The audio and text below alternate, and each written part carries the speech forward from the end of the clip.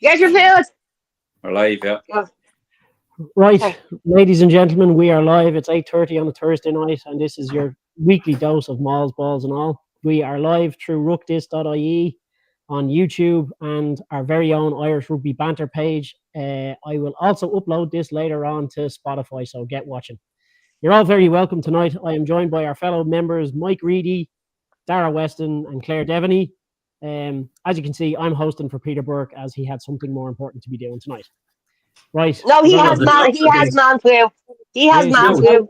I No, was the being doctor said fucking if he doesn't diplomatic. keep taking the I was being antibiotics, there's diplomatic, danger and it there could you fall go, off. fucking hanging him out to dry. Jesus. Oh, Right. get well soon, Peter. We miss you, really, we do. Right, we're going to kick things off. We're going to go into a quick and brief review, if you can, Mike. Now, just nice and brief, because you don't need all nice. Just a small chatting time one. about this. We're going to go with our reactions to Ireland v South Africa. If you pop there. My reaction to Ireland v South Africa was I was fucking distraught, but so I'll leave it at that. No, I won't. It didn't have to be that brief. Listen, lads. It was the most bizarre game of rugby I've ever seen in my life in any level. Like things happened in that game that you just don't see in normally, and I'm not sure. I don't want to blame the referee. The referee, all the decisions he made, the major decisions were all probably correct, apart from the Feinberg Magamazula one. He should have had a yellow card. But that being said, Tommy O'Brien then could have also had one for the tackle where he got injured himself. But it was James Ryan probably should have got a straight red card. In my opinion, that was an absolute ludicrous challenge. I don't know. Did any player, Ryan Baird, I suppose, he put his hands. Like there was a few players that did okay-ish, at times, and we were playing against them with 12 players, and they could not put us away. By the way, they could not. We had resilience, and we've shown that. But I think there's a point actually that we're going to be getting onto, so I'm not going to bother mentioning it for the scrums and stuff. But we did get bullied a bit at the set piece. I thought our line-out was reasonably okay. In actual fact, we stole at least 2 or 3 of theirs. And I thought, people were saying that we got mullered in the line-out. I don't think so. We didn't get mullered in the line-out. We lost a couple. And the one real bugbear I have is this non-contesting of line-outs. I'm When with we you on that contested one, their lineouts, two of their lineouts were given as crooked throws. And if you don't contest it, nothing is going to be given. You have no chance, 0 chance of winning the ball. We insist on doing that for some reason. But It's not just us though, Mike. There's a good few other teams. Oh no, I actually thought I thought before the All Blacks Wales game, I thought you watch the All Blacks, they'll contest every line. They fucking well didn't. And neither did South Africa against us. By and large, they contested most of them. But New Zealand didn't contest every scrum against Wales, or they didn't contest every line out against Wales. no, they didn't. No, that's what I said. No. I thought they would, but they didn't. No, because they knew they were going to win it anyway. But it was disappointing. All sorts of things about the game were disappointing. We've taken a step forward and then 2 steps back, kind of thing, and I don't know if the actual whole series of games has been any benefit to us going forward. As a group, like, have we learned anything major from it? Have we found any new players that, like Tommy O'Brien has been a good find, I think. Other than that, like Ryan Baird has cemented his place there now, and he's got injured. He's got a broken leg. My God, that's desperate, bad luck, And it is what it is, though. You play a fully contact sport, and you're bound to get injured at some point in your career. But I suppose he's desperately unlucky considering the form he's been in. Yeah. I thought it was a bit bonkers. there are aspects of the game of the sport itself that probably need looked at, like penalties, or I see your penalties from scrum time and yellow cards for that. I've seen a couple of articles, from on different pages and different stuff that maybe that shouldn't be the case. That the cards shouldn't be given, because Andrew Porter was in a situation where when he came back, he had to come back on because Paddy McCarthy went into sin bin, so he had to come back on, and he'd already had a yellow card.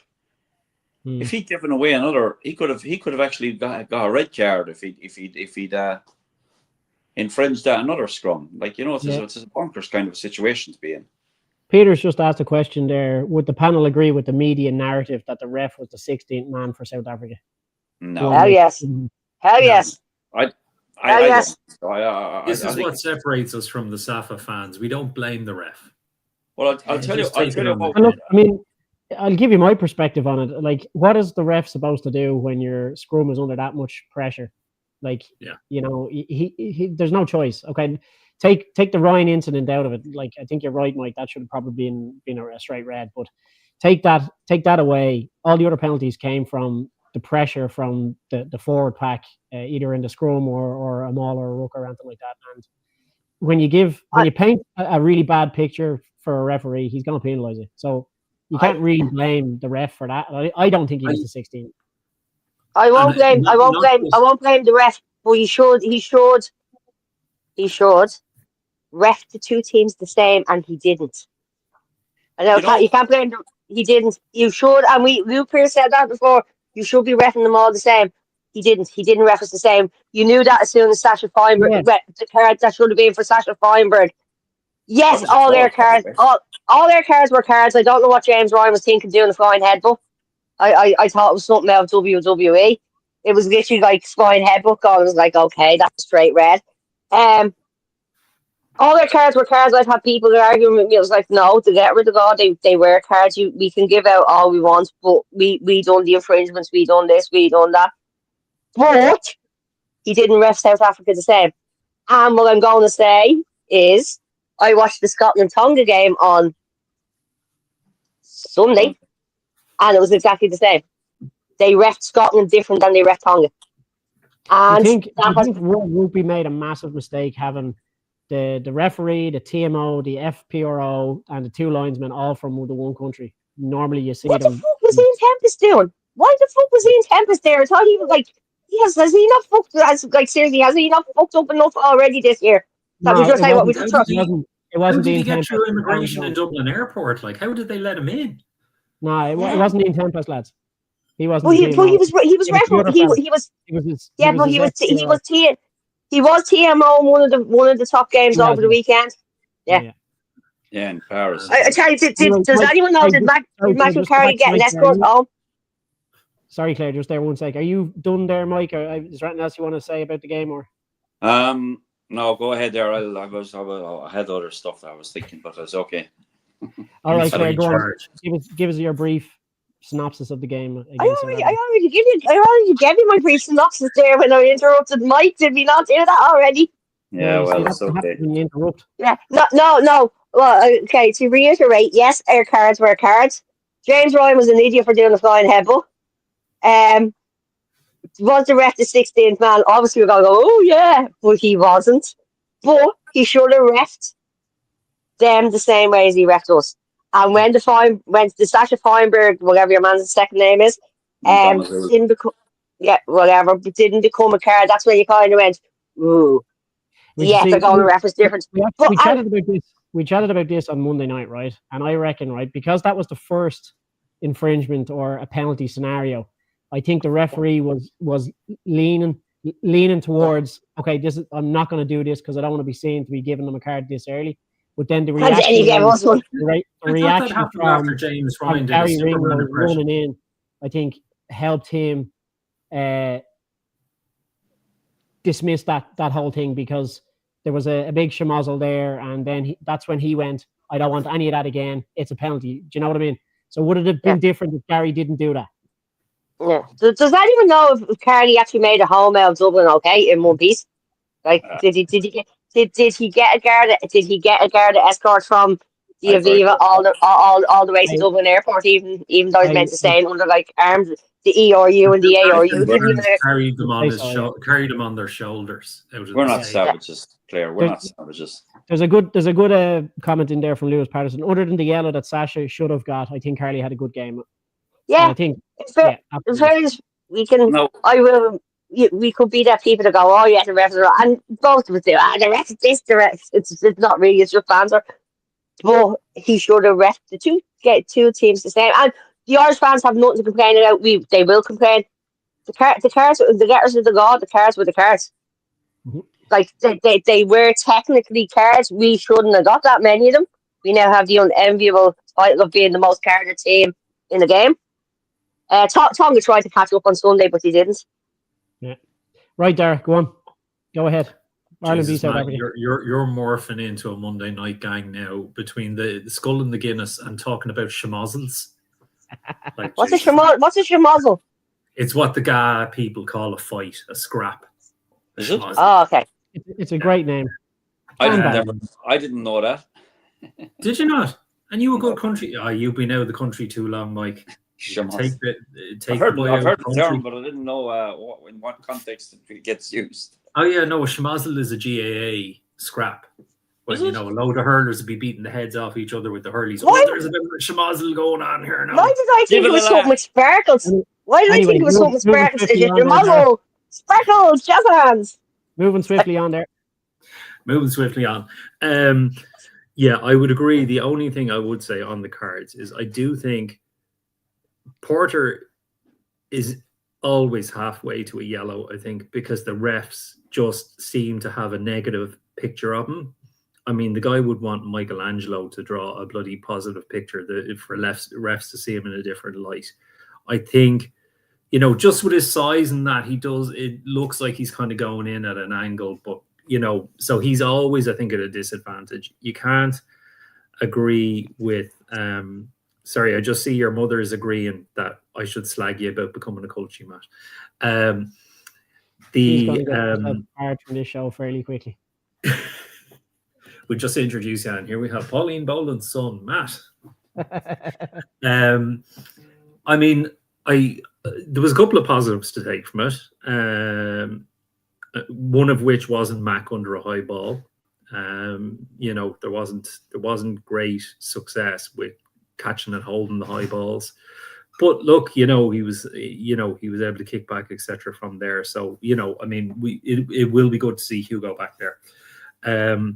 The one thing that I was really proud of was that in the second half, and I was sitting up in the very, very top of the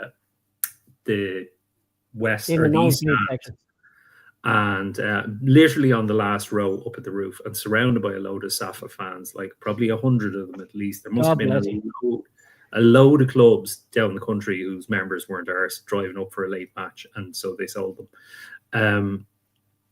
But literally, they were camped on our 5-meter line. There was scrum after scrum after scrum, penalty after penalty, and they could not get over the line. We kept them out, and we kept keeping them out. And I think that scoreline flattered Ireland insofar as we were down to 12 men at one stage. I think we only played, was it 39 minutes or 49 minutes with 15 men? Yeah. I can't remember the stat. Probably 59. It was 39. It was 39. Or try actually with 39. So less than one half with 15 men. And remember, remember that game went on for 130 minutes with the stoppages and starts. Oh yeah. So like, I mean, it was I think, I would say that Rassie would have been pissed off after that. He got his win in Dublin, but I'd say he wasn't impressed with the fact that they couldn't take advantage of the scrums. I mean, they got the penalty try in the first half up the south end, but then when they were playing into the north end, they just couldn't. They kept getting advantage, and then of course they'd go back for the scrum, but they got nothing out of it. So, I mean, obviously, Baird is going to be a big loss. The one thing from what Mike said now, I do think Cian Prendergast has put his hand up. He's got some game time now in this. So I think, there is at least some green shoots of young players coming through. Yeah. And look, that's a very good point there by Ger Brennan, who actually donated 2 tickets to the Ireland v South Africa game at our live show. So glad we didn't win them. Yeah, so Joe McCarthy's bulk was missed, and I think he's spot on there. Porter got scrummaged out, and it's hard to be penalised for lack of size and strength or ability, and that's what the yellows were for. Not knocking Porter, just not his day. And yeah, I think there's no denying that comment, Ger. Thanks a mil. So look, with that's my sister Elaine. Evening all. How do you think Wales are going to fare with the South? We'll come to that at the end, so we might just pop that back up at the end of the show. So we'll just. You have been told, sister. Wait till I'm doing the talking. Wait. Yeah, well, sure. Look, we do that at the end, so I'm not gonna do it now and then do it again at the end. So can I just make a point there about the Andrew Porter's stuff? Part of the reason for all this is we're Irish rugby in general is naive to think that we're going to get a fair crack at the whip. See, when we're playing Southern Hemisphere teams, they do their fucking homework before the game with the referee, and everybody and their granny now has an opinion about Andrew Porter scrummaging illegally. Show me any team. Show me the box. They don't scrummage legally. I don't know. Listen, lads, I've never played in the front row. You did. I think Dara, did you? You were a front row man. I did. I haven't got a fucking Scooby-Doo to tell you the truth. I wouldn't have a clue how to. Most refs don't, because I mean, by the time you wouldn't get a retired fucking front row or forward who's willing to run around the pitch for 80 minutes. I mean, it's just so that's why most refs tend to be backs or scrum halves, because they're narky little feckers anyway. So yeah, I mean, but I'm not sure. Do the box still have Jaco Piper on as advisors? Either. And he'll basically go beforehand, and he'll basically, he'll know the way different refs and certain interpretations, and also from referee and all the teams, he'll go, well, look, these teams that this guy is always good for a penalty, so you need to kind of wind him up or make it look a certain way, and the ref will be forced to give a penalty. Well, this kind of narrative. But that's kind of dirty tricks, I think, when you're doing that. Like, I mean, if you need to have a ref to tell you how to play another team on your staff, that's kind of it. Right. This narrative was kind of stemmed from the World Cup before we played New Zealand. They all fucking they went to the ref and said Andrew Porter, like he's kicking his backside out and scrummaging in like an angle. Yeah. And in fairness, when Peter O'Mahony played, he kind of curtailed him. He held him in when he locked behind him. Yeah, but maybe we're not doing what Razzie is doing. Maybe we're not going to the officials before games. And that's exactly my point. Now that is exactly my point. We're naive to think that we're going to get a fair crack at the whip without fucking nicing things up ourselves. Yeah, but you got to remember, right? Years ago, we were the plucky Irish, where we wouldn't get a win against South Africa or New Zealand, and then all of a sudden, in the last 10 years, we've started winning against, and they don't fucking like we're a threatening team to them now, so they want to beat us even more. So like, this is what it's all about. And look, it's great for Irish rugby. Here's another comment in here. I know it's neither here nor there now, but I would have loved to see that game carry on in a world where Byrne scores and Ryan doesn't get the card. Who knows? Obviously, yeah. Absolutely. That's a great point. He was trying out for WWE there with that guy headbutt. There was one sober staffer who was near me, and he actually said, he goes, the ref's ruining the game. He said, we're not going to get a proper game. We really wanted a proper fight. The rest of the drunken ones were like, nah, man, we want the score, bro. We want the scores. But he was actually saying, you want a good 15 versus 15 scrap or schmozzle, as you would say. And, see how it all washes out. Yes, real fans want to see a proper game where it's 15 on 15, and it's a proper battle. Like when you have 12 playing 15, it's just not the spectacle that it needs to be. And I think Ireland have only themselves to blame for their discipline. So I'm not going to lie here, by the way. If we were playing 15 against their 12, I wouldn't be fucking complaining. And if we none of us would. I mean, I certainly expected South Africa to get somebody either 20-minute red carded or a full red going on their history. But look, we're going to move on quickly, right? I see our resident troll, James, has come out from under his bridge with his usual insightful comments. Yeah. So you can skip over those. Some gobshite on YouTube. Who's he? He's some gobshite who comes on. He just puts nonsensical comments. Yeah, there you go. Another one. Anyway, we're going to move on, right? So with recent news of Munster signing ex-Leinster and Claremont player Michael Alatoa, and with rumours of South African Marna van der Merwe joining Munster, it's apparent that's the warthog looking fella, isn't it? Yeah. So are we just adding to our issue by not going recruiting homegrown talent, considering the issues Ireland faced South Africa at the weekend? Dara.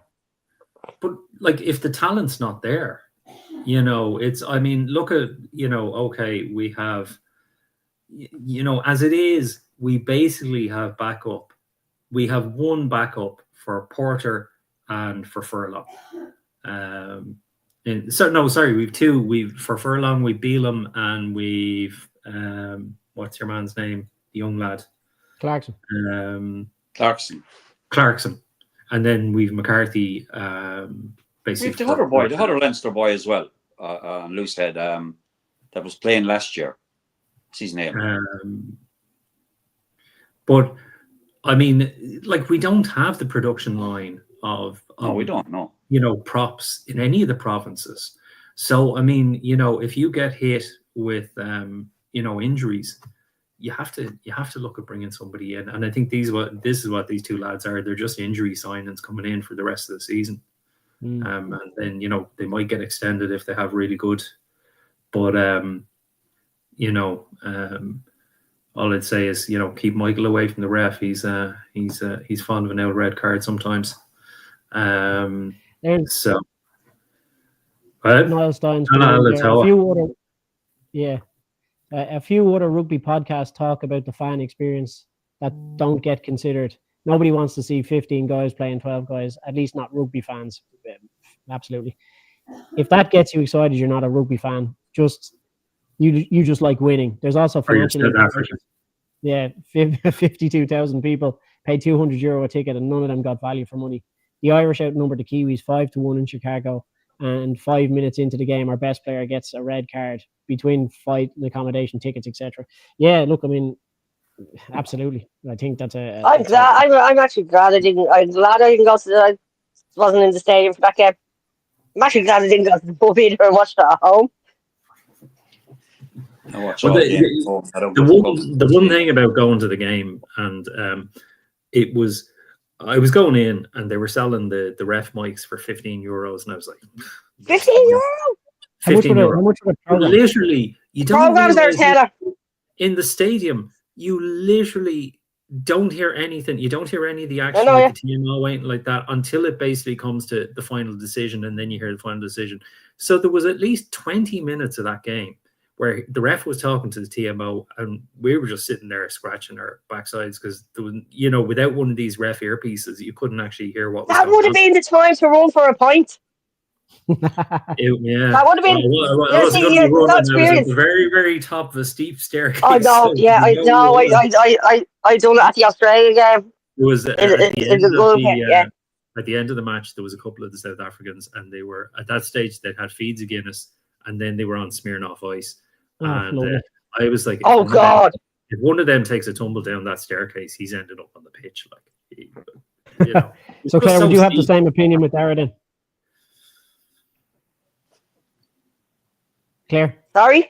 Oh, sorry. I went back. Would you have the same opinion of Dara? I agree wholeheartedly with Dara. Okay. I was looking forward to Mike getting on his high horse about another South African mercenary coming over to Ireland. So what do you reckon? We'll get Mike having First of all, Michael Alatoa.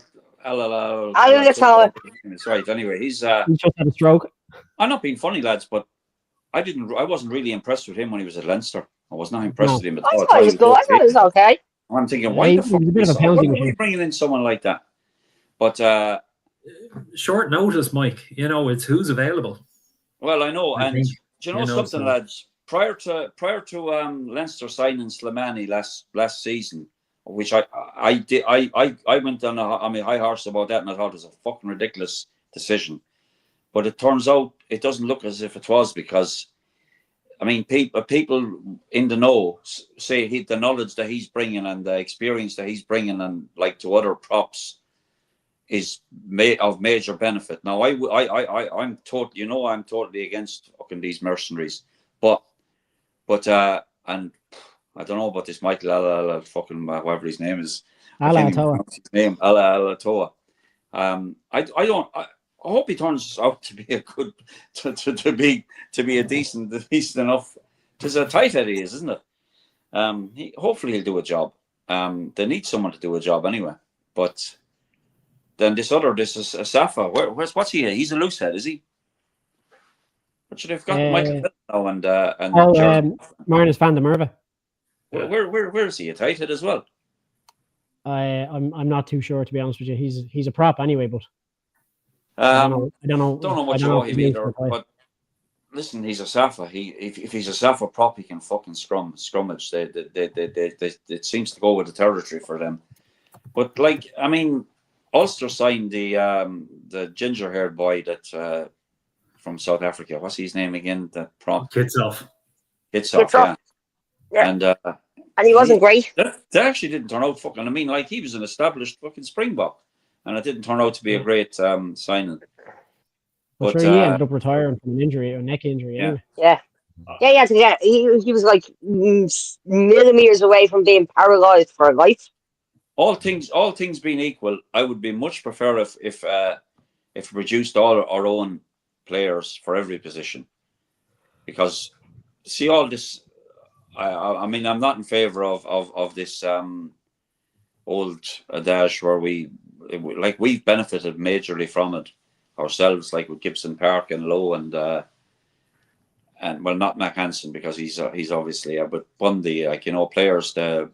What do they call the system where they eventually qualified to play for Ireland? Residency. Yeah. Well, so, also they get citizenship as well. So like I don't have a problem with that. I don't have a problem with them as players, but I don't think we should need to be in that situation anymore. And there's too many complaints about it. But it takes 5 years now, so I don't see many people benefit from that system now in the future. Lena said he's a hooker. That Van der Merwe. I'll tell you what. He's the Warthog. He's two hands brother. He's not coming until the start of next season. Basically, he's with the Scarlets, I think it is, and apparently the Sharks and Claremont Auvergne were also interested in signing them. All right. Okay. So it looks like Humphreys has changed his tune anyway on the policy. Well, maybe in light of us getting pushed fucking all over the pitch on Saturday, he might have thought, "Fuck me, Melons, we need some props in this country." Do you know what? Yeah. If these guys can come in and give a different perspective, like Slimani seems to have done at Leinster, and like there's people in the know at Leinster that say this is the case, so I'll go with whatever. You know, I've never been in favour of it, but. Mike, sure, you know yourself, there's plenty of things an old horse can teach a young buck, you know, like, so, I mean, you know. I suppose there is that, but I'm not going to make any claims like that anymore. Yeah. Right. So, look, I was listening to a podcast today, right, and they were giving out about scrum halves and referees with the feed into the scrums. Referees never pinging scrum halves for not feeding into a scrum straight. So, what do you reckon? I don't think I've ever seen someone feeding into a scrum straight in all the years I'm watching. I think it's just. Yeah, it did back in the day when I started. When I was playing, you had to be seen to be the hooker hooked the fucking ball. That's why he's called a hooker. But sure, it's just Mike Wingers used to do the throw-ins at the line. All the hooker had to do was hook the ball. Yeah. I know. But it's a fair point. But like, why are the referees not looking at? Are the officials it's not obviously something that World Rugby have? Like, I mean, the refs get pinged if they have poor games, so you can only surmise that something has come down from World Rugby of, look, scrums are taking too long. There's too many resets because of crooked crooked entries into the scrum or whatever. So look, just let them put the ball in.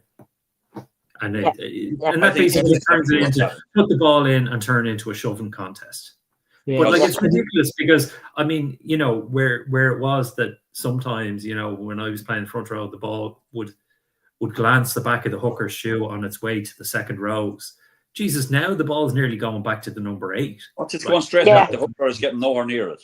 Oh no, yeah, it's going well behind him.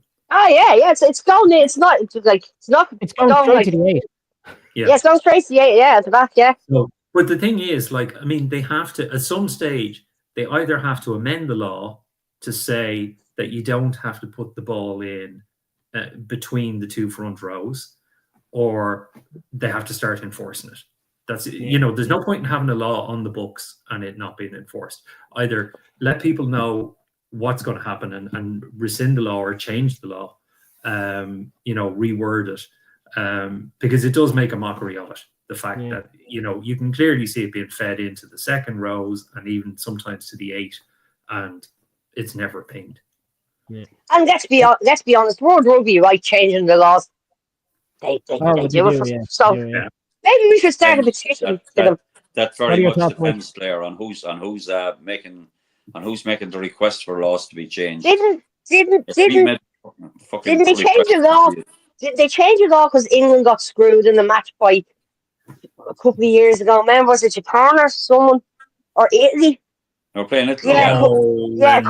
Remember that a couple of years ago, and the England got absolutely annihilated because the Italians knew the law of the game, and then the next day the law would change because that wasn't the scrum feed though. That was the not contesting Mauls.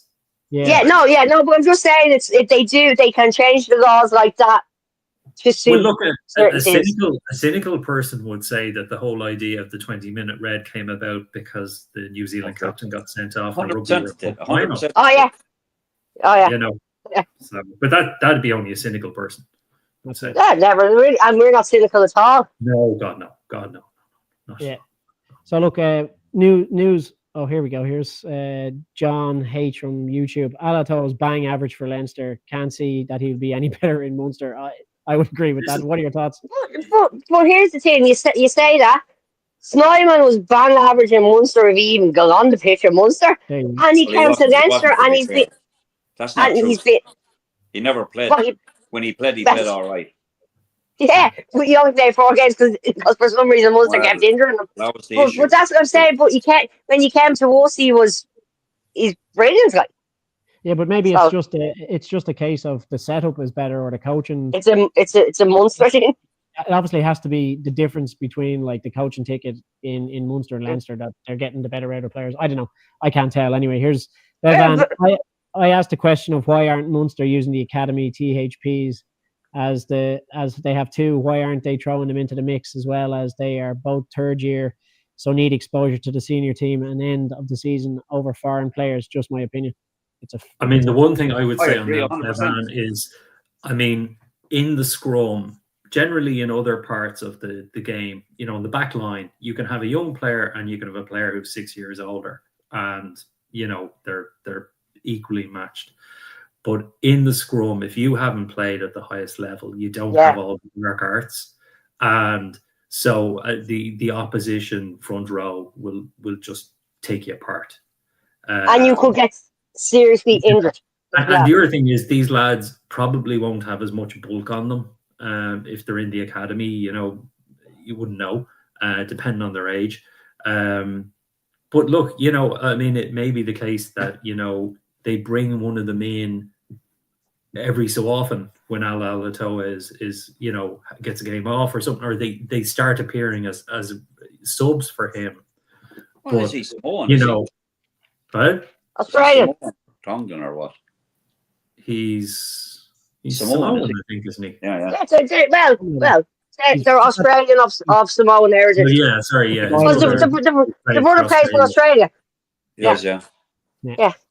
So he was captain for Australia, actually. There's a good comment from Mark Noonan. Munster need a strong and stable front row if we want to compete at the business end of this season. We can develop as we go. So there you go. That's a fair enough comment, yeah. Yeah. Because can Bevan jumping in here again. Can we not block this game? He's so annoying. Yeah, I've asked Peter to do the same. So, yeah, but in fairness, let's be honest. Peter's technical knowledge is about as good as their scrum was the other day. Now listen, he's got man flu. Don't kick him out. I know, yeah, I know. He's poor man's devastated. So I'm always nice to Peter. Are you? Yeah. You're your version. Even when you're hanging him out to dry. Huh? Niall Stein's in here again. JK from Rugby Rivals had the best solution. Sin bin is for dangerous tackles only. Yellow card means you have to go to a tribunal the following Monday to get your comeuppance, but until then, play on. Perfect. Punters don't get shortchanged. Teams don't get punished for one player shenanigans. Coach and perpetrators get a slap on the wrist. That sounds like a good solution, to be fair. Yeah. Len has agreed with Martin on what he said earlier on. Would love a competitive homegrown squad, but until such time as the academy lads are up to speed, we need decent stopgaps, which is a fair point. Under our previous South African coaches, the young lads only saw game time when they were bare bones. At least Macmillan is giving all the lads a run and creating competition. Yeah, and yeah, look, you can't deny that he's not starting players anyway. So just on that point, right? I'm going to jump into a point here. Do we need to risk blooding new players this Six Nations in preparation for 2027?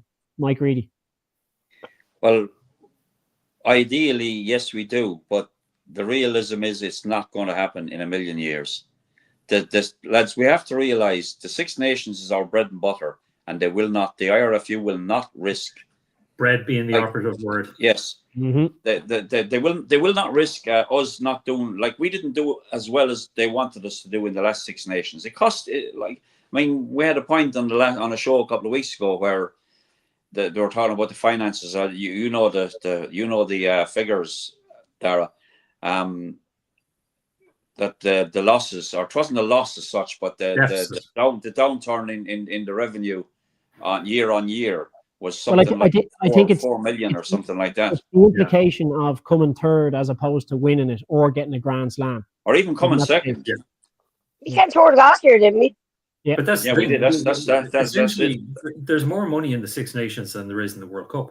Oh yeah, because the TV rights is split evenly between the 6 home nations, so that's worth probably 20 million for each home nation. So maybe. Again, if you win the Six Nations, it's like 6 million or something, and then you get a bonus of 1 million or something for winning the Grand Slam. Which that's more than what a winning team will win in the World Cup every 4 years. The majority of teams that goes to the World Cup actually lose money. Oh, I would imagine so. Yeah, it does because the revenue they lose as a result of not having home and internationals at Thursday, like the autumn internationals, is massive as well. They lose that revenue. It's costing them obviously the finance required for sending a team out there in the first place, and everything that goes with that. So it's a massive drawback. You know, that being said, lads, we need to be fucking getting past the quarterfinals in the World Cup. It is embarrassing though for an Irish team at this juncture. It's a double-edged sword, really, isn't it? Like you either blood new players and risk the deficit in money that you could possibly earn in the Six Nations, or go out of the quarterfinals again. Like, you know, I can understand, because I think Shane Byrne and had this same conversation before, and Pope was saying we should be blooding players for the Six Nations, and then Byrne was saying, well, no, hang on a second, that's our bread and butter, like you guys have said, you know. So, you know, it will not happen. It's as simple as that. I don't think it will, personally, because there's too much to be earned and too much to be lost. The autumn internationals that we've just played was to place the blood players. But I don't think they did that because of the world rankings. Well, also because they couldn't because we chose to play the 3 top Southern Hemisphere teams in the world, you know, and like, you know, it's a big ask against any one of them. Okay, Australia wasn't so much, but like, if you're going to go away to play, and that was away from home as well, playing the Box or the All Blacks, and like that was technically a home game. Well, It's not a home game. It's technically it was. No, it fucking wasn't. Now, don't be convinced. Try to convince us. I'm just saying technically. I didn't say it actually was. It's technically. Yeah, no, financially it was because the IRFU got the majority of the ticket. Yeah, that's what I mean. Technically, yeah. They're trying to build the rugby in the States because 2031 the World Cup is in the States. That'd be great. I want to get the panel's thoughts on the incident that occurred in the England versus Argentina match, right? So Tom Curry's late hit on Juan Cruz Malia, which ended up resulting in Juan Cruz Malia breaking his knee. I thought it was his ACL as well, that he done. He ruptured his ACL as well, wasn't it? Yeah. Whatever. It was he had to go off anyway, right? Was there anything Curry could have done, or was this just another overhyped rugby incident? Dara Weston, give us your thoughts on that.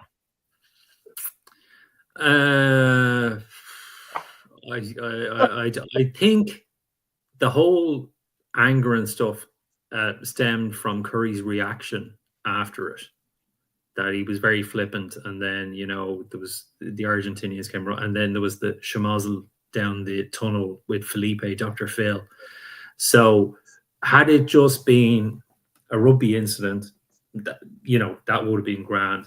But I think you had Curry, you had Pillock running in, trying to stop a scrap or start a scrap or whatever it is he normally does. It looks like he's trying to start scraps more than stop them.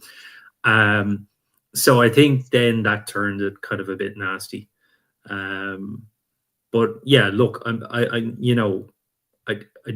would like to think no rugby player goes out to maliciously break somebody else's leg or seriously injure somebody else. You save that for the bar afterwards. You don't do it on the pitch. Look, just screaming with a fella, you deck him in the pub afterwards. Yeah. As Felipe said, he said he went up to him in the tunnel and he said, "Oh, you broke my player's knee."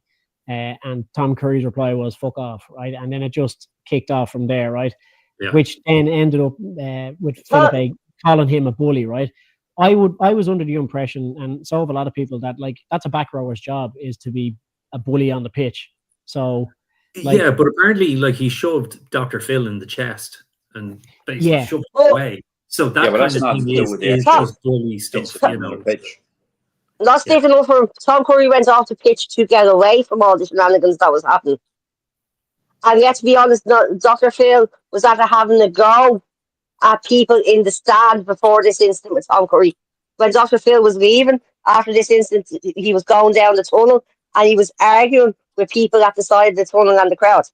And as he was going down, I was watching it all on telly. It's great fun. So that's what it was. And apparently Tom Curry was leaving to get away from the argy-bargy on the pitch, and that's when it kicked off in the tunnel. That's what I heard. Yeah. So look, the incident in itself was, in my opinion, a rugby incident. I don't think Tom Curry went to harm that boy at all. Now, it's very unfortunate that he's ended up with an ACL injury as a result, but I don't think Tom Curry had any intention of hurting him. Now, I'm not Tom Curry's biggest fan, but I don't dislike him either. I think he's a decent player. I've seen a lot worse. I mean, what James Ryan attempted to do against South Africa was far worse, in my opinion, than that. Yeah. No. Look, Tom Curry was a penalty, and that's all it was. It was no more than a penalty. If you see it, he actually tried. When you see the incident, he was coming for, and he actually realised he did try to stop. And but he did rap. He did rap. So it was a full. But he actually tried to not pull out the tackle, but slow his momentum down. Yeah. Which I think might cause more. There's not a pro player out there that's going out there to intentionally hurt somebody. And I think when you look, I don't think so. Oh yeah, because also it's a 50-50 risk that you end up injuring yourself as well. Yeah, and I think what happened as well. Hold on a second there. He was at full pace, and he was in the process of making the tackle, and it was just an unfortunate. His knee collided with Juan's knee, and he was kicking. I mean, there's split seconds for him to pull out of that. And how big is Tom Curry? He's a big lad. He can't slow down that quick, and nobody can. So me personally, I think it was just a rugby incident. I'm the same. Argentina were pissed off as well because when Malia got injured, they had used all their subs, so they had to finish with 14 men. Yeah. But whose fault is that, though? Oh no! I'm just saying that. No, that's what I'm saying. That's why they were pissed. They were pissed off as well. That's why they were pissed off. They weren't allowed for it. Well, let's just clarify. It's not Dr. Phil's fault, and we'll say as much to him when he comes on the show as a guest. No, it's not. No, it's not. Come here. It was a rugby incident. Let's be honest. People get hot-headed over rugby incidents, and that poor fella is out for. So, like, did someone intentionally go out to break Ryan Baird's fibula? Like, if you look at it like that, was that a rugby incident as well? That was a rugby incident as well. It's not like people are going out intentionally on going out to take someone out and take out their knee or take out their leg or put them out on the sidelines for lads, 6 months. We had a similar situation last year when DuPont got injured. People fucking said Tyke Byrne went in there with intention, and that's nauseating when you hear somebody say something like that about one of your own players in particular.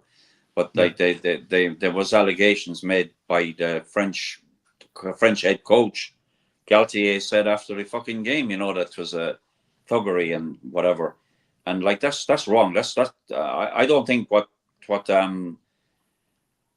what's his name done it on Saturday was thuggery. Curry. I don't think I thought, like Matt has just said, I thought it was a rugby incident. I thought it's very unfortunate now that the boy ended up getting a serious injury from it, but I don't think there was an intention there to do him any harm. There's a good few comments coming in here. There was one there from Scario or from Len, and I just thought it was very funny. Violence. Yeah. Also, just there was a great one from your ma as well. Your mom. Yeah, there was. Yeah. And, needs good stuff. He's a cocky little shit. I'm going to say that he is a cocky little shit, and I have this with a friend of mine who's actually a Saints supporter and an England supporter. He is a cocky little shit, but you have to admit he's a fucking great rugby player. He is, and his channeling his Eminem hairstyle needs a smack across the face. He's 20 years of age. Get slapped about. By the way. He's 20 years of age. He's gone from playing fucking not even being in the academy to now being one of the top in Saints, one of the top in England. You can't deny you can't deny that he is going to be an amazing player, and he's going to be an amazing player for years to come, and he's going to annoy against all the Irish teams that will play him in the Saints, and he will probably annoy for England as well. He's a 20-year-old millionaire, so I know, actually, I will admit when they done the V standing off against the All Blacks, that's the whole reason that England got the fine for facing the Hackett in the All Blacks is because Paul didn't realise you're not allowed to step across the halfway line facing the Hackett, and he stepped over the halfway line. Off. You'd think they would know this because they got fined for that before in the World Cup. He's 20. I know. He's 20. The rest of the team were there, so they could have fucking told him don't cross. They should have pulled him back. It wasn't like Willie Anderson where he was pulling the whole lot of them forward. Two of them should have just grabbed him back. But, exactly. No, but just Pollock is he's going to be kind of once in a generational player. And he is going to be. Would you relax with the Dublin branch of the Pollock fan club there now? I actually don't even like him. Here's another Mark Newman was a big fan of Pollock as well. Even if he was denied Munster the win at the Gardens last season, so there you go. Here's another fan. Yeah, thanks, Mark. I mean, Healy came out and said after the England last game, their game against Argentina, he said it was regrettable that they never got to play against the Box this autumn season, and I think they're rubbing their hands, thinking, "I'm glad we avoided them." By the way, because I can imagine fucking Snyman and the other big fucking lock. What's his name? It's a bit like when getting hold of that fucking Pollock. I can imagine because he is a cocky little shite, but he's a very Claire just said, he's a good rugby player. But there's a good comment here again from Niall Stein. There's nothing wrong with Cocky if the guy can play, which he certainly proved. France have a ton of fans. They're all boring. So there you go. Like I mean, he's riling people up, but he's entertaining and he's getting people watching. And he's getting people watching, and he's getting people talking about rugby. We need characters in the game, lads. The game is gone stagnant in some. His hairstyle. Look at the character that Alona Mara is, and what she's bringing for what she's doing for women's rugby. Like we need guys like that in. I would say Olika's more taken over as the most slappable head in rugby from Austin Healy. I mean, he's not inspirational as he's one of these people players that people love to hate because he's just. If he keeps doing them shitty dancing TikToks, he will get fucking slaps in the head. And in fairness, I had to laugh. He dyed his hair like Eminem. He was like Eminem has been around. Like he wasn't even born. The man is 20. 2005. Like it's like oh my god, like that's just crazy. Is that not his natural hair then? Is that dyed blonde hair? No, it's bleached off his hair. Yeah, Eminem eat your heart out. The 90s called Eminem wants his hairstyle back. Len has put up there's a post there, Len. Mike, don't mind Healy talking through his hole again. Well, Mike or Healy. He does tend to do that, but look, Austin is we've said this before. He's the pantomime villain of rugby commentators. He loves that everybody hates. Actually knows he knows he's not wrong as much as people think he is. No, but he loves. It's just an annoying little shit. Yeah. He cultivates that personality thing of being like that's how he makes all the money is because people will complain about having to listen to him on the commentary, but they'll still tune in. No. No, in fairness, the debate the other day was I wonder if he's on TNT because it's a toss up between watching it on TNT and having to listen to Healy or watching it on RTE and have to listen to Solo. Then it turned out he wasn't on TNT, so it was grand. I can never understand how people get so upset about the commentary in any game. It's not that. It's the agonising, annoying little voice, and you're like, no. You need to move on from that, though. You need to fucking close your head off to that shite. I actually fucking never worry. I actually changed from TNT Sports the other day to a South African. This is how bad it was. To a South African TV station to watch the England game so that he wasn't commentating. Guess what? He was still on the South African TV station. I was like, no, can't get away from him. Who is this Buddhist Zen master preaching inner peace? And what have you done with Mike Angry Reedy? There you go. Look, Peter Burke. We had Matt Williams on, and he said the same about Healy. He levels into hatred. He absolutely does. You know, he loves it. Yeah. Right, we're going to move on to the weekend's games, right? So we have upcoming this weekend, we've got Wales and South Africa, which is the last of the Autumn Series nations, and then we've the URC games. Ulster versus Benetton, Dragons versus Leinster, Munster versus Stormers, and Connacht versus Sharks. So, Mike, I'm going to come to you. Wales, South Africa, how do you think that's going to go? How do you think it's going to fucking go? Family flowers. I think it could be fucking family prayers or what was it? Family thoughts and prayers. Thoughts and prayers. Family prayers only. My sister put up a comment earlier on that she wanted to know how this was going to go because they've actually released 13 players back to their clubs. South Africa. Have you seen the team they've picked up? And they've gone with a 7-1 bench as well. I'm sorry, Wales. You know, I'd love to see Wales fucking Jesus, by the way, how good it would be to see Wales turn them over. It's not going to fucking happen. It's not even going to. It's not going to happen. Like, see, the Irish scrum was fucking dismantled on Saturday. Wales will be pushed fucking all over the pitch. Wales have been. Who are you going with, Mike? Off to South Africa, fucking 40 points. Beat them by 40 points. Claire, Wales versus South Africa. It's going to be South Africa, but the point I will make is I've watched Wales the past games.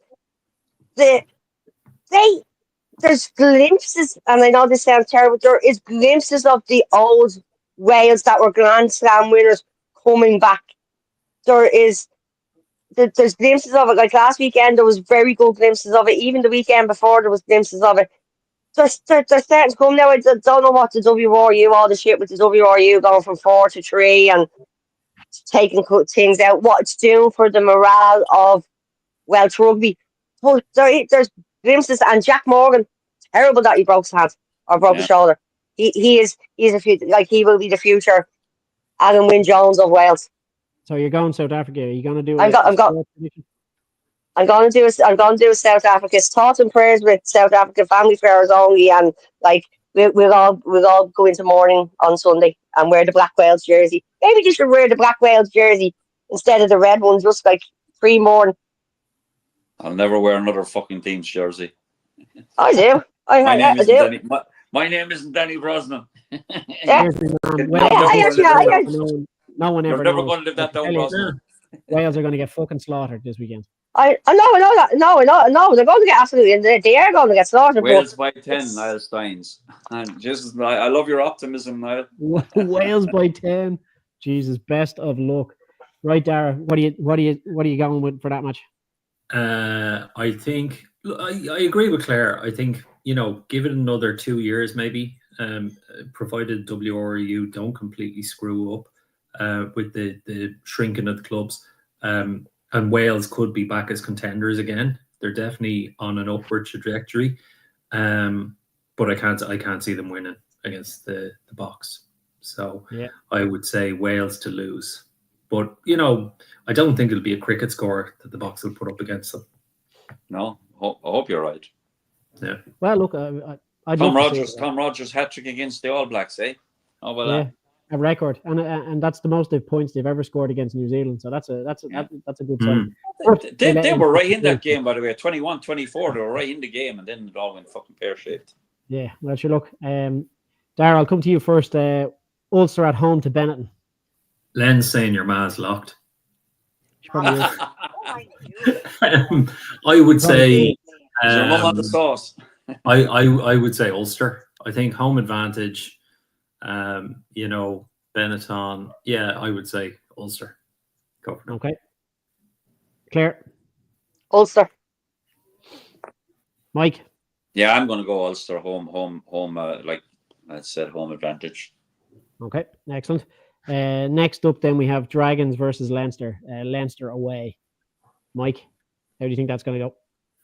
Jeez, you'd have to say Leinster. Like it depends on what kind of teams we're going to be able to put out now. That's not bad. It's not bad as him. You know, the team today. It's not bad. Have they picked the team already? Yeah. I can give you the. Yeah, there's not. I don't think there's any of the internationals coming back into the squad. No, certainly any of the games. No, there is. Okay. Played against South Africa.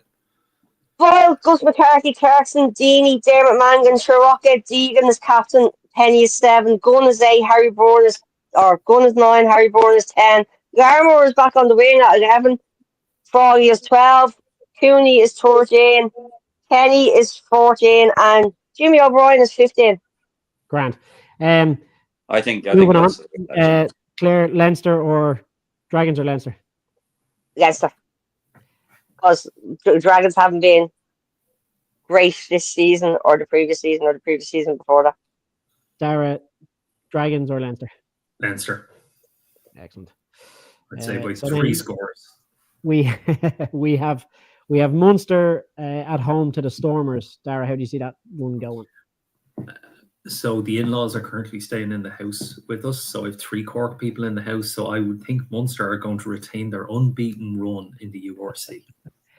Now this is the game, because these are the last 2 teams that are unbeaten now in the game in the competition. Yeah. So, even if I wanted to say I think the Stormers might win it, I wouldn't be allowed to say that. Fair enough. Claire, how do you see Munster going against Stormers? Munster, because Munster are at home, aren't they? Yeah, but Stormers isn't the same fortress it used to be. Like, I know it's not the same fortress as it used to be, but it'd be interesting to see, is it actually full for the game? Oh, it probably won't be. Probably not. No, I doubt it very much it's going to be full. I know my brother is going. He told me he's going anyway. I'd say it'd be full enough. I'd say 3/4. I'd say the next time that the Munster Stadium will be full will be 27th when it's Leinster Munster. Yeah. Mike. Or Munster Leinster. Munster have picked a very strong side. Actually, I'm going to go with Munster because they've all their internationals are back as well. Crowley and Casey are in the respective out half and scrum half positions. Tyke Byrne is playing. All 4 of their internationals. Yeah. Well, actually, at one point in the South Africa game, there was more Connacht men on the pitch than there was Munster men. And your just point throw that in there now. And your point is, that's not Munster's fault that they're not getting picked. But anyway, listen, we're not going to. That's for another day. Not all the time. Yeah, well, if Mike had stopped talking there, we might actually get through this. Mike, last game. I was the one that was meant to be talking. Connacht versus the Sharks. How do you see that one go? Oh, you asking me that? Yes, Mike. Yes, he was. Connacht versus the Sharks. Connacht. Good man. Claire. Connacht. Dara. Yeah, I mean the Sharks are a good squad, but if it's over in the sports ground and or whatever it's called now, there won't be any Springboks. It's the Dexcom Stadium. Dexcom Stadium, yeah. And plus, it's going to be the weather's meant to go savage cold. So yeah, I think Connacht. It's Galway. It's the sports ground. It's always savage cold. Yeah, it's always the Westerners anyway. So everyone's in the same opinion that all the provinces are going to win this weekend. Yeah. And what's the best? We're probably going to be wrong. Well, Peter Burke is not here, so that's. That's a the good jinx sign. Is not on. It's against every principle in my being to pick against an Irish team ever. Right. But sometimes you have to be realistic, as usual. So, look, thanks to everybody watching at home, and thanks for all the comments. I know we didn't get through them all, but thanks a million for all your comments and watching the show tonight. Our thanks again to Mike Reedy, Claire Devaney, Dara Weston, and myself. Good night and God bless. Yeah, and Peter, get well. Peter Burke, get well soon. It's only man for you. Yeah. You're getting a call from your man now, mad about her comments you didn't read out. Sure, look.